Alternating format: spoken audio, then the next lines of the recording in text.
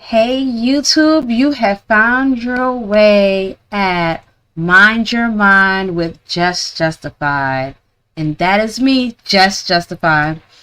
So I actually have something that I came across on YouTube and I watched the full, but the short is what I actually want to talk about today because it kind of specifies on this particular topic. You saw the thumbnail is talking about invalidating mother. So let's check this short out.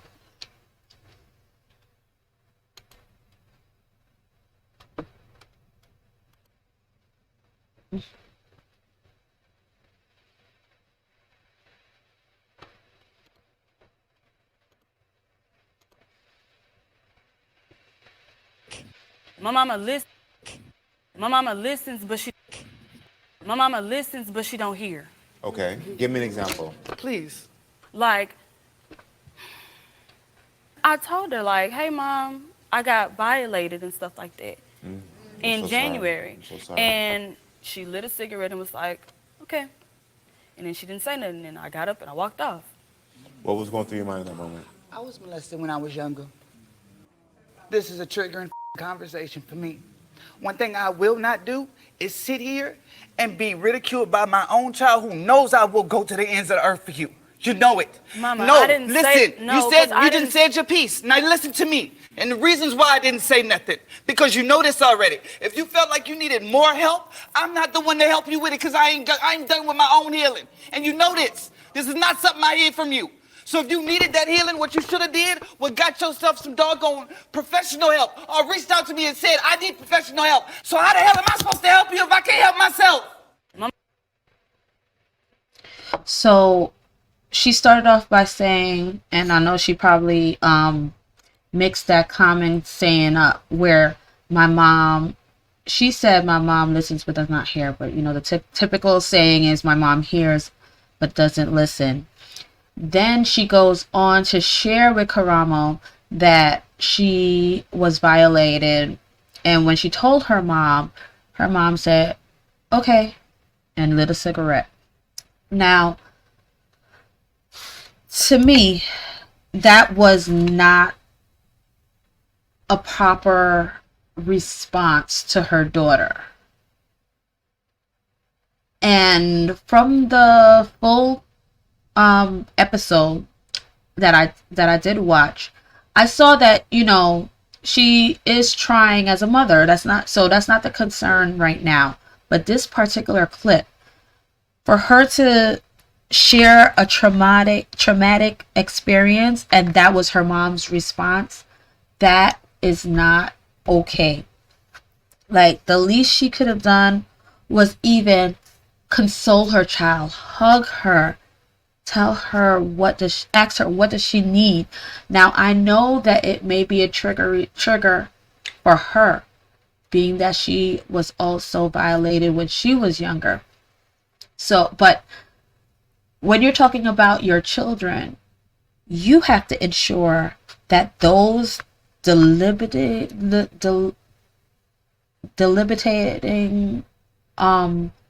traumas,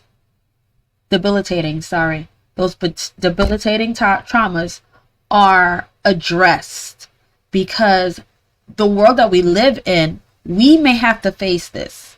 So knowing that your child might face this, that's something that, okay, you have to come to your realization. And that's if she ever came to the realization before then. Maybe she didn't, but I'm just saying as her response at that moment. Now, as she came to the realization, she had to ensure that she did whatever healing work was needed, so that in case anything like that happened to her child, that she was showing up. It may not be the complete very best, but the response that she did was just, it was lacking.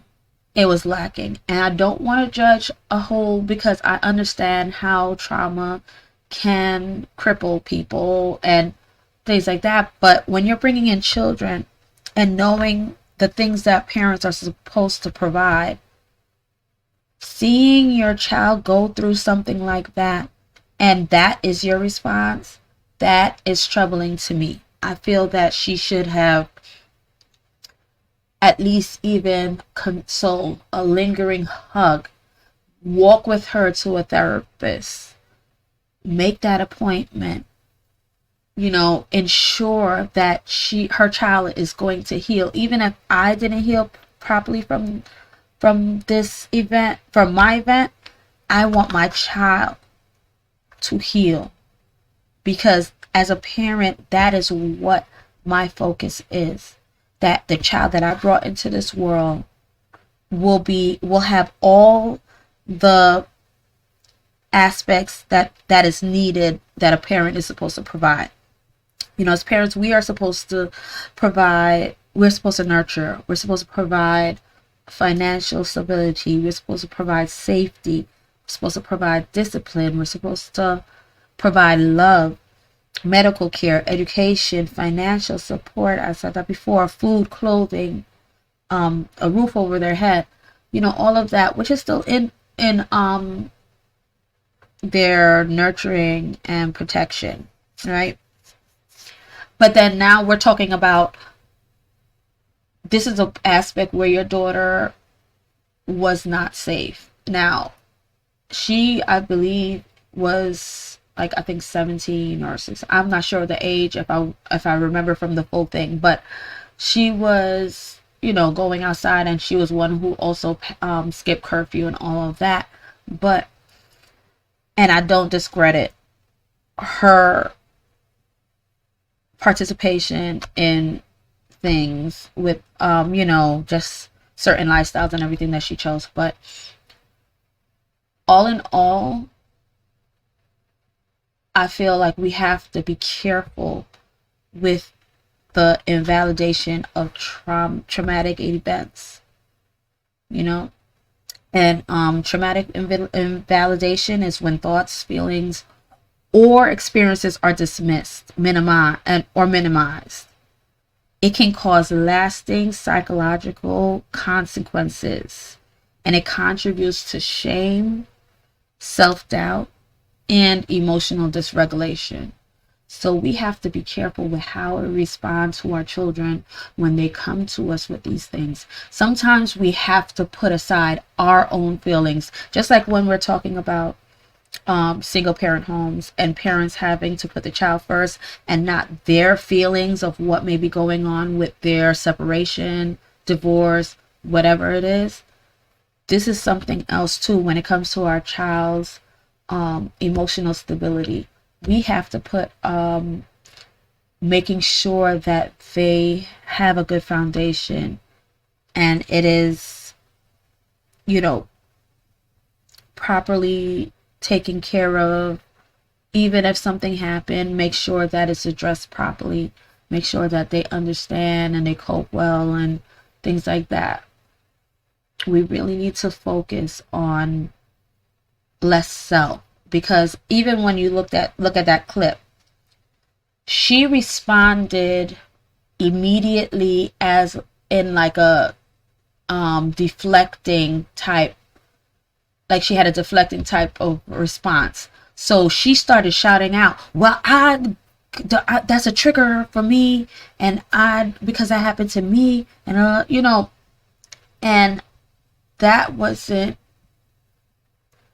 like, I don't devalue what happened to her at all. Please get me, please understand me with that. I do not devalue what happened to her, but what happened to her daughter, even with what happened to her, that should have been an even stronger push that no one's going to do this to my daughter, because I know how this feels. And at least even empathizing with her daughter and what she went through. But I feel like she did not. I feel in that response, she failed her daughter. I'm not saying all in all her parenting, so please don't misinterpret that. But in that response, she failed her daughter. let's watch that clip real quick again because I want to make sure I didn't miss anything. But I know that that's my overall consensus of that clip.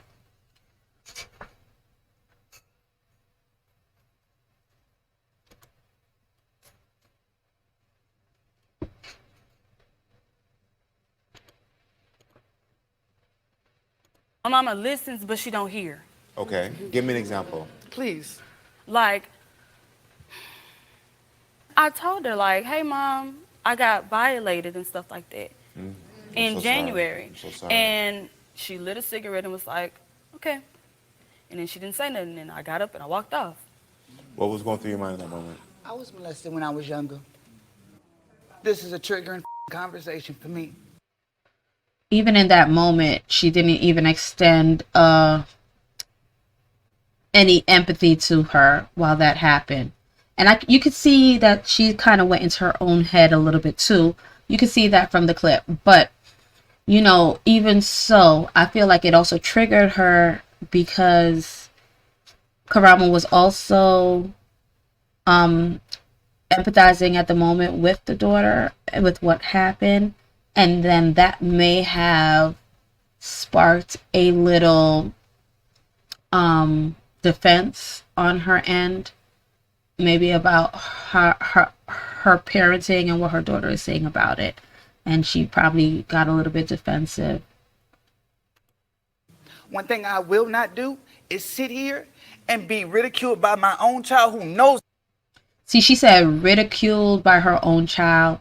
And I don't understand how this one incident is her being ridiculed by her child.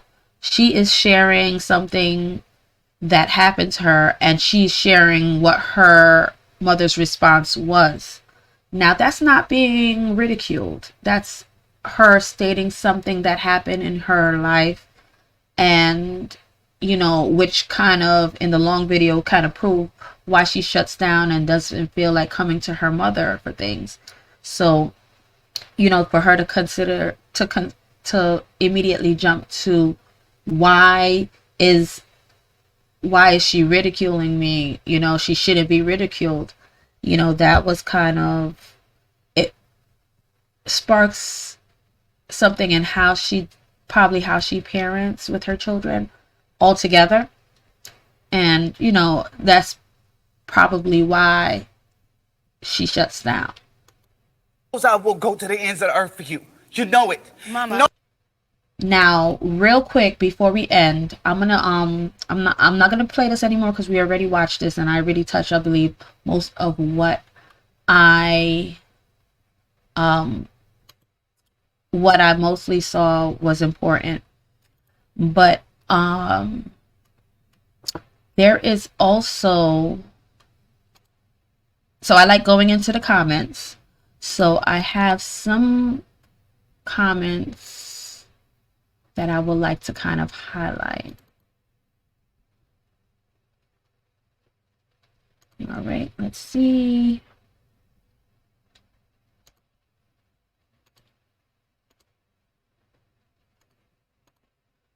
So this is one comment.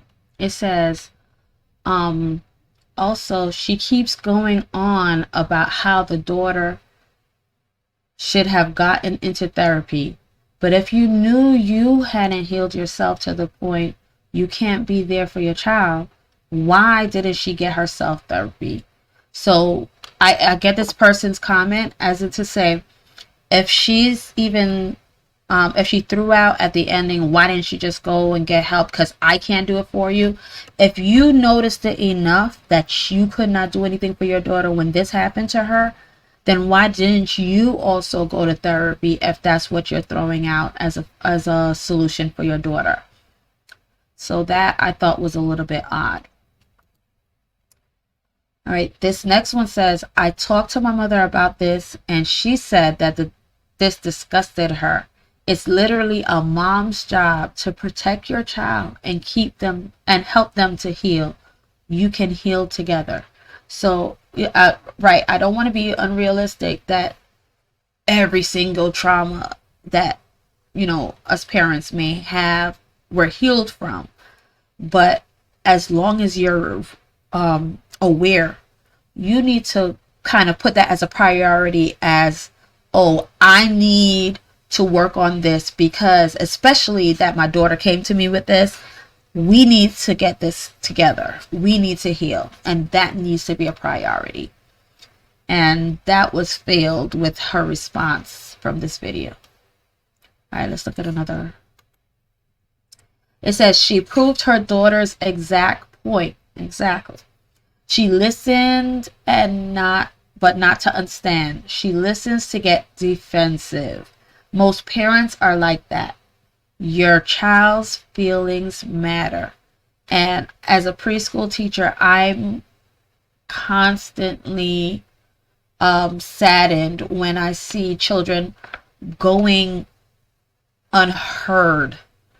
And then you could see there's a yearning sometimes, because when they come to the classroom, they're looking for this person that's actually giving them that, like pouring into them to that level. It's like something so different for them. And you can see, I mean, other than those natural attention seekers, but you can tell there's some that they probably don't get it at home, and they really they crave that attention. All right. So, and just like she said before, she listened but not to understand. She did. As soon as we saw it in this clip, she got defensive completely, like right away. It wasn't even, not even a, oh, yeah, this really did hurt me, but you know, there was no empathy in her response. All right, this one says, many of us had some forms of trauma in our youth. For the mom to basically tell her daughter, I can't help you because of me, is beyond ridiculous. Can't say I'll go to the ends of the world, up to the earth in one breath, and say I can't help you within that same breath. That is what she did. But no matter what I have done, what I have gone through, I will always be there for my children. Why? Because I am their mother, and their feelings or situations matter. See, these are some people that get it. And you know, it's like she did say that. She said, I will go to the ends of the world for you. So why are you saying this? Because you know I will go to the ends of the world for you, the earth for you. But then she turns around and says, well, I can't help you. I can't help you because it's a trigger for me. So deal with it. You know, that's paraphrasing, but you know. All right, if someone constantly yelled at you when they disagreed, was never open to your point of view, and showed zero empathy when you shared your traumas, you'll start acting differently too. But because it's their mom, people expect the kids to bow down or struggle to survive in this economy. Sad. Yep. We got to also think about that, you know, parents train children to respond, how to respond to things.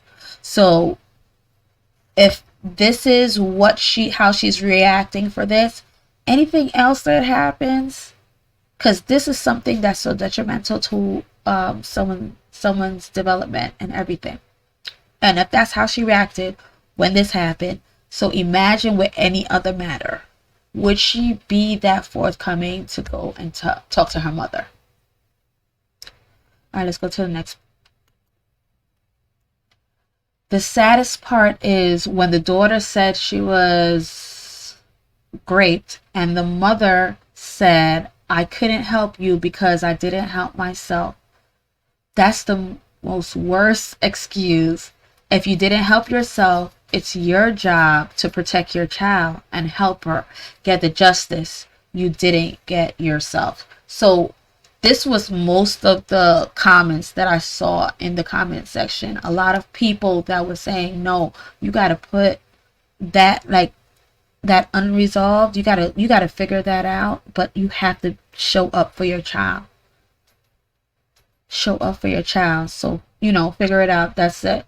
And I know that kind of seems a little bit more insensitive, I guess, in a way, but it's not insensitive in we have to prioritize our mental health. So if you know that you're having an issue with that and it's a trigger for you, that's something that you need to be working on. And then, God forbid, if there's something like that happens to your child, you are ready to help them through that, not sweep it under a rug, you know? So I believe that was the last comment. But you know what? Just share your comments with me. Tell me what you think below. Am I wrong for how I feel about how this mother showed up in this particular clip? Or am I assessing it right? Let me know. We're all here to figure this out. All right, don't forget to mind your mind.